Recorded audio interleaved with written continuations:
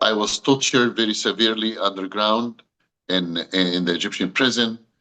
Until now, if I took off the jacket in front of you, you will see the scars that I have on my body.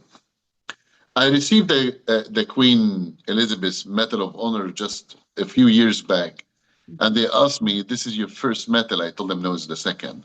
They told me, "What's the first medal?" I told them, "The scars that I have on my body to me, is a medal of honor." The persecution that I had in prison and the torture, severe torture, led me to be in hospital for 3 months. After that, I received the death penalty.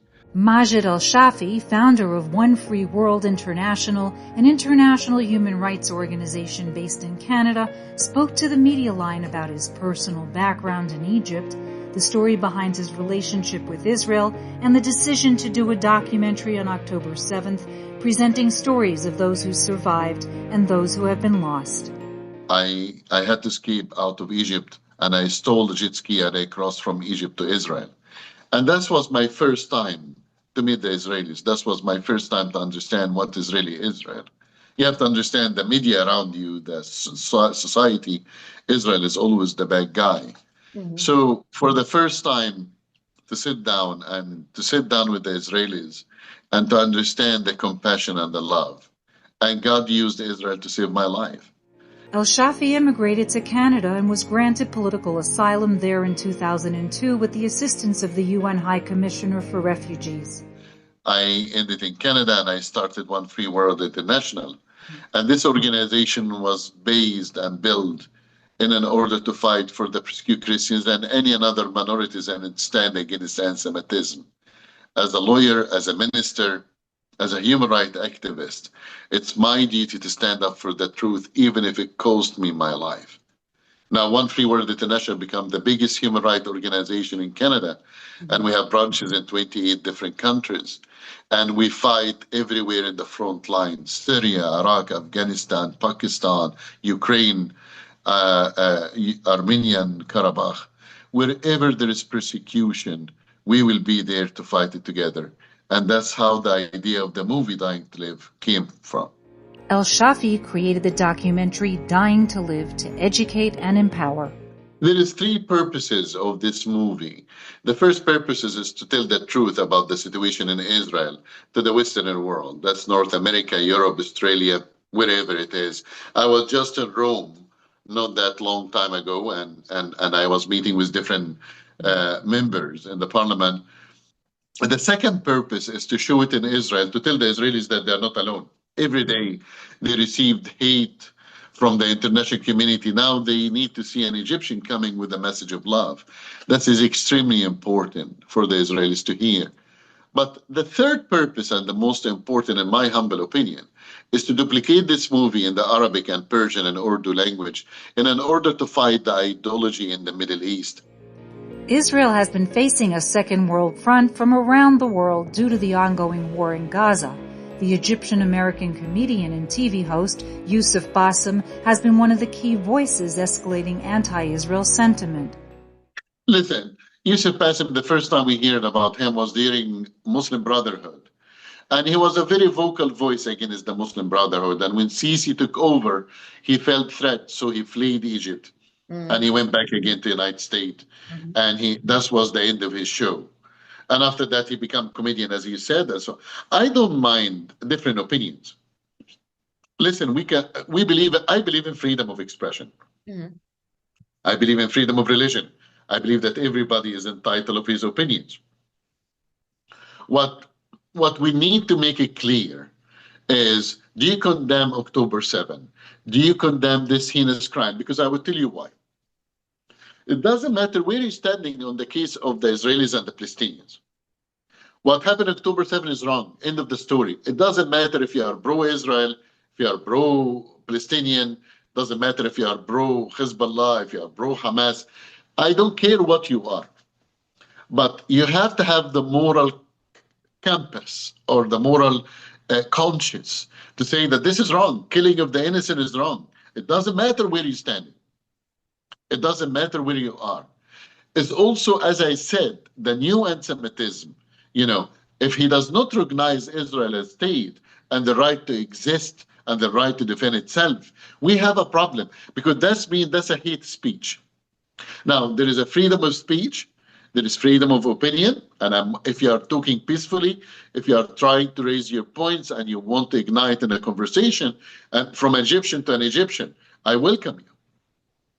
I welcome your opinions and I will respond to you accordingly. Boutam decided on August 20th, 2024, to delete his X account after claiming that anti-Semitism has been used over the months as a weapon to silence counter-narratives against Israel and what he refers to as genocide in Gaza.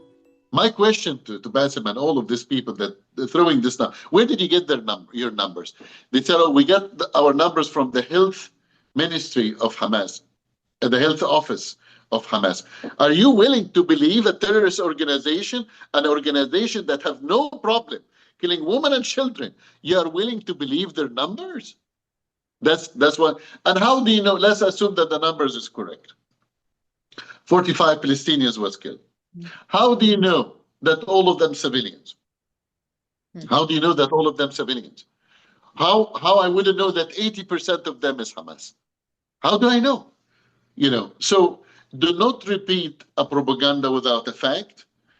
Be honest in your opinion. And if you want to debate somebody that knows what they are talking about. Don't come up with the lies and make people believe it. A screening of the documentary took place in Jerusalem with the support of the International Christian Embassy, Jerusalem. David Parsons, the vice president and senior spokesman, spoke about some touching scenes in the movie. I've seen some of the worst footage that the government press office and the Israeli military has, and I've sort of, kind of got a little hardened against it, but it's still, when it comes back and you see some of these scenes again, it's not easy. But, Majed so humanizes the people and what they're suffering, and the way he asks the questions and gets the answers that you can't help but feel for these people. And it's just not what they're saying, but how the camera has captured special moments like Harel Lapidot going and mourning the loss of his niece at the Nova site in a way that you just can't help but feel for this man and the whole family.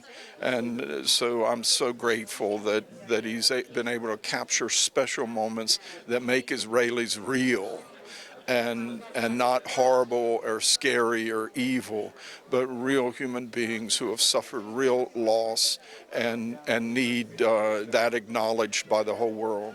Parsons reflected on the importance of these days as President Trump returns to power, in which a hostage deal between Israel and Hamas is being negotiated. I know there's people who are opposed to releasing Palestinian terrorists and all, but I think this is the price Israel has to pay right now to get these people back. And once you meet one of the family members of a hostage, you can't help but have a heart for them and what they're going through, and can't help but pray that these people return home and are freed. Harel Lapidot, uncle of Tiferet Lapidot, who was murdered on October 7th, spoke about the pain of losing his niece that day.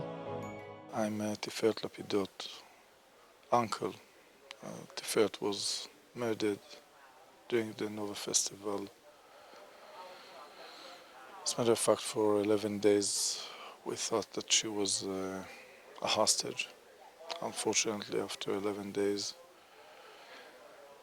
they told us that she was murdered. Tiferet was like a daughter for me. She was our sunshine. I couldn't believe that such a horrific thing would have occurred. Tiferet was hunted like an animal in the fields of Reim, in the middle of a peace festival.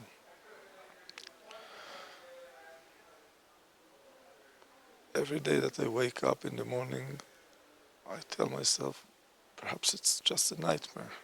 It can't be true. And every day we realize that horrible thing that happened to us. And the faith and the fact that she was murdered just because she was a Jew. El-Shafie shared a final message. My last message to everybody that listening to our interview. You see the stories, you know the truth.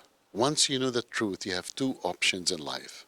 You become part of the problem or the heart of the solution. It was Martin Luther King who said, "World will not remember the words of our enemy, but will remember the silence of our friends." After you know the truth, you will have the responsibility. In the end of the night, you will look to yourself in the mirror.